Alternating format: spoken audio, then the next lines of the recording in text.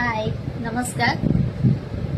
आज व्हिडिओ मी एक कौटुंबिक असा बनवते, कारण की मला वाटतं की मी जे काही बोलते ते मी सध्या अशी काही गोष्टी बघते त्याच्यावरती बनवते. जेव्हा ह्या गोष्टी कौटुंबिक आहेत तर मला वाटतं काही जण रिअलाइज करत असतील, काही हे सत्य घटनावरती आधारित आहे.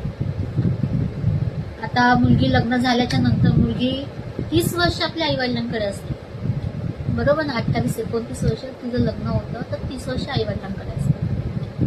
आता तिच्या आईवडिलांनी तिला स्वयंपाक पाणी, घराचं पूजा बिजा सगळं शिकवलेलं असते, करत असते.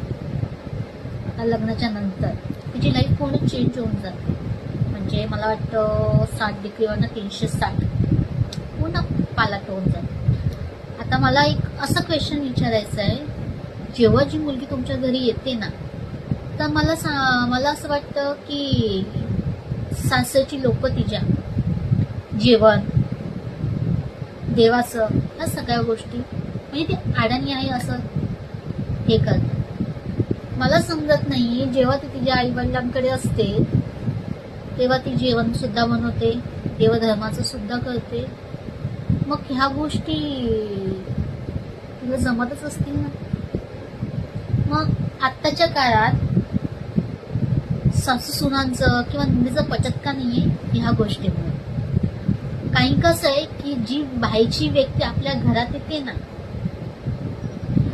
ते ऍडजस्ट न होण्याचं कारण एक आहे की हे लोक तिला समजून घेत नाही, तिच्या कलेने घेत नाही.